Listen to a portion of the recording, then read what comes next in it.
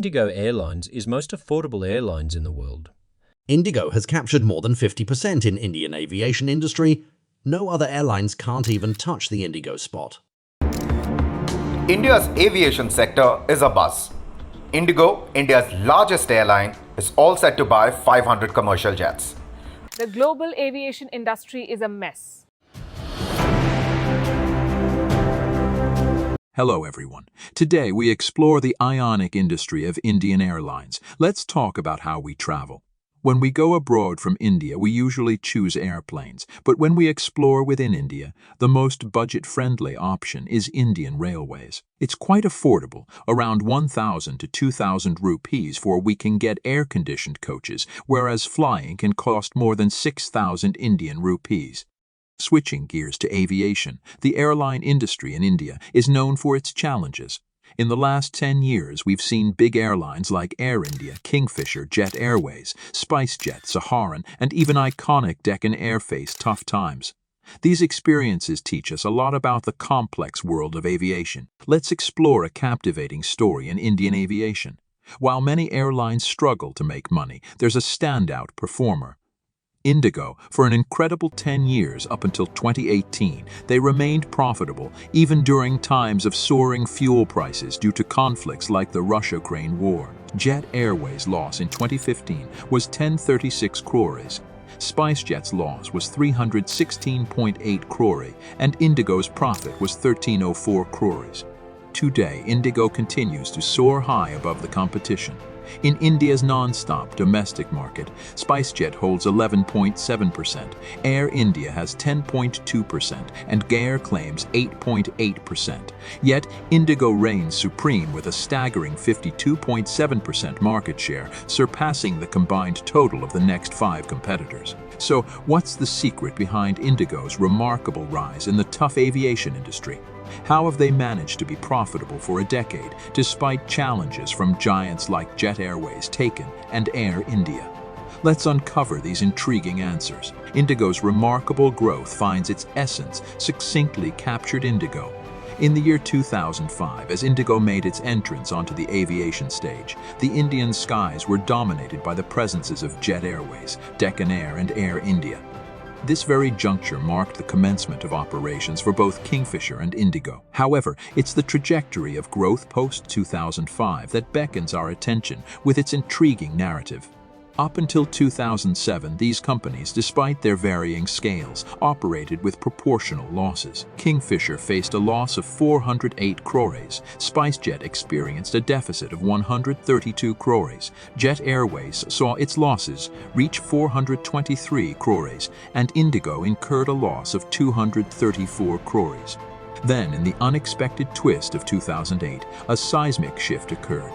As if from the realms of the improbable, Kingfisher's losses catapulted by a staggering 4-fold to 1,900 crores. SpiceJet's losses soared to 3.40 crores. Jet Airways' losses maintained relative stability at 400 crores. Astonishingly, Indigo defied convention, achieving a profit of 82 crores.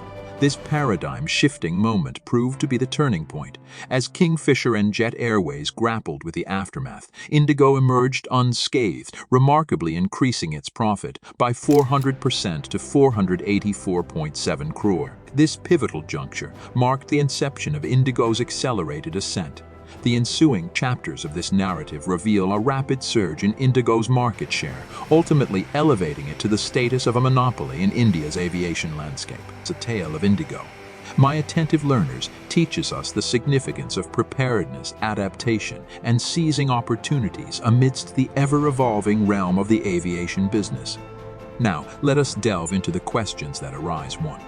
How did these mighty players experience such abrupt declines? And more astonishingly, 2, how did a fledgling entity like Indigo ascend to monopolistic heights? The answers lie in Indigo's meticulous avoidance of the pitfalls that befell its larger counterparts. Moreover, it masterfully executed transformative business strategies that would forever redefine India's aviation landscape.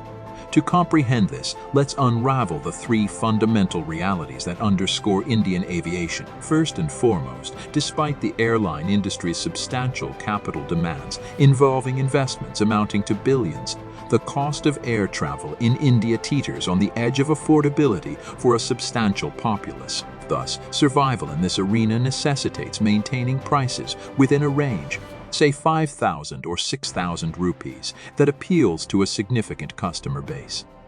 The yardstick of cost is paramount for most patrons, even if a flight departs at the early hour of 2 am. If it offers a reduction of 1,000 rupees, travelers often choose to forgo their slumber, illustrating the critical influence of cost sensitivity. Second, we confront a reality where India's aviation market remains in its nascent stages despite boasting a population 3 times larger than that of the US as of 2017. While India's air traffic barely reached 161.5 million, the US was significantly ahead with a tally of 632 million. Third, an intrinsic challenge surfaces. Crafting profits within India's aviation realm is a formidable endeavor. The primary culprit is an expense that lies beyond an airline's control, the cost of fuel, constituting approximately 35 to 45% and occasionally even 50% of operational expenses. This factor fluctuates unpredictably in response to geopolitical circumstances. Indigo's remarkable trajectory finds its essence in the quote by Louis Pasteur: "Chance favors the prepared mind."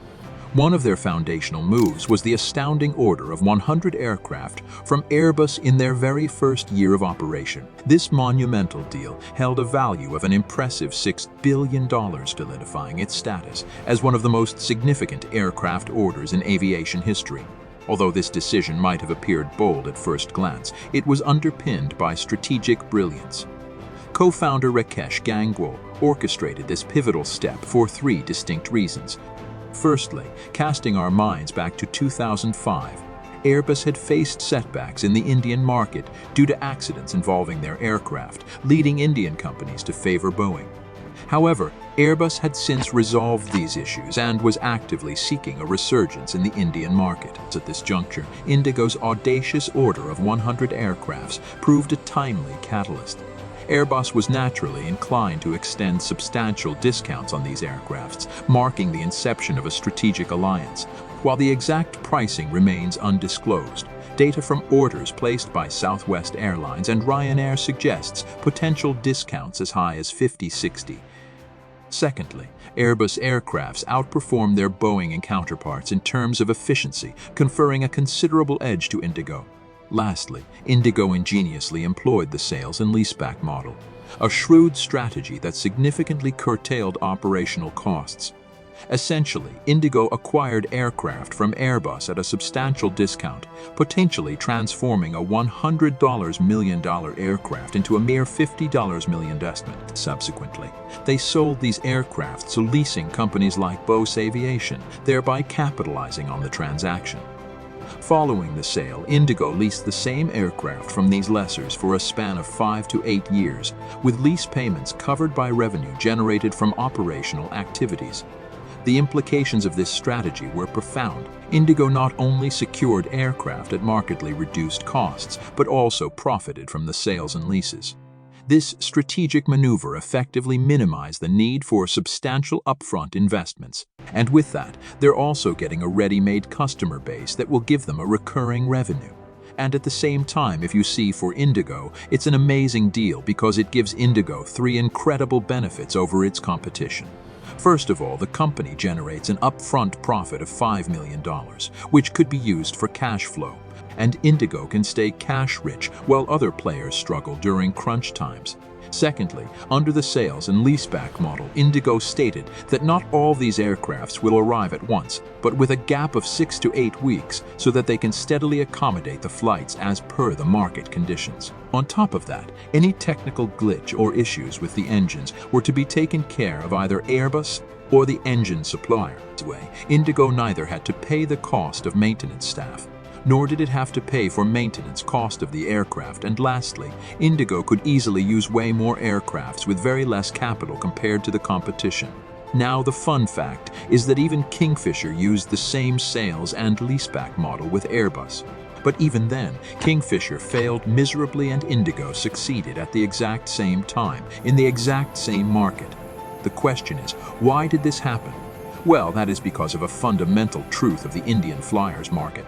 and that is customers love living king size, but they don't like paying king size. 3. To tell you about it, Kingfisher and Jet Airways, both these airlines wanted to give king-size life to their customers. So, they gave out in-flight meals, in-flight entertainment system, whereas Indigo decided to eliminate all these folks and decided to give the customers only what was absolutely needed to travel. And that is a seat and a little bit of legroom.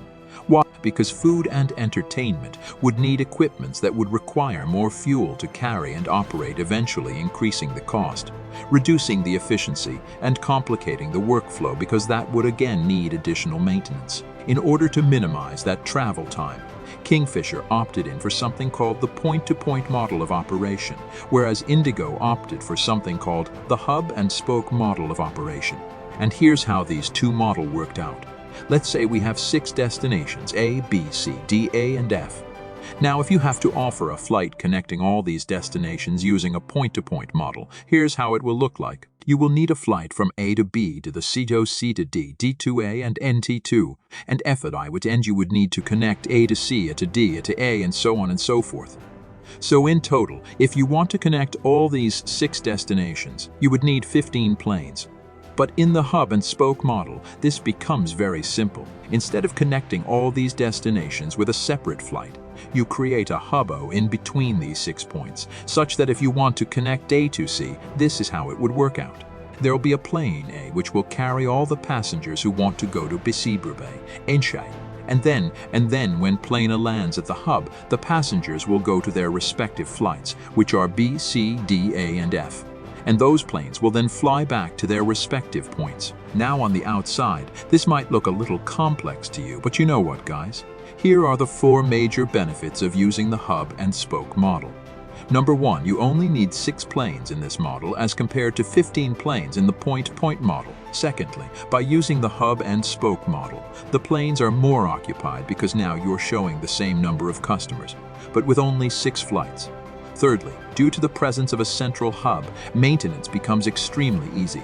And lastly, it is very, very easy to expand your network. All you need to do is just add another spoke by adding other plane to the network. And that's it. You can connect all these 6 destinations with the added point, whereas if you want to add another destination to the point-to-point model, you will need another 6 planes to do it. Therefore, the hub and spoke model is that model that can connect people from anywhere to everywhere in the most efficient manner. In this case, if you see, because of using a point-to-point model, while Kingfisher held a market share of 19.99% with 66 aircrafts, Indigo almost had the same with 17% market share, but it was able to serve them with just 38 aircrafts. This is the reason why Kingfisher and Jet Airways in the race of providing comfort and convenience were not able to pull off a profit. Whereas in the room, although initially in-laws began expanding rapidly without bleeding cash, this continued from 2006 to 2008, and then came the most horrific time in Indian aviation when the oil prices started shooting up. From July 2007 to 2008, the oil prices skyrocketed from just 76 per barrel to 147.2 per barrel.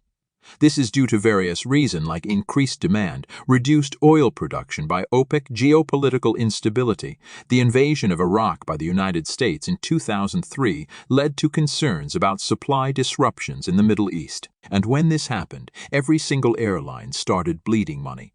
This is the reason why, if you see, from 2007 onwards, the losses of airlines touched crazy levels.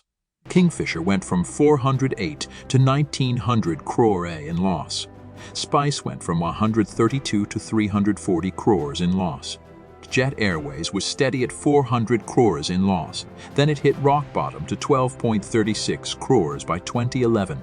But you know what, guys? This is where Indigo became an apportions. And like we saw on the graph, while every other airline was bleeding money, Indigo went from a loss of 234 crores to a profit of 82 crores, which then shot up by 400% to 480 crores, and then touched an insane mark of 700 crores.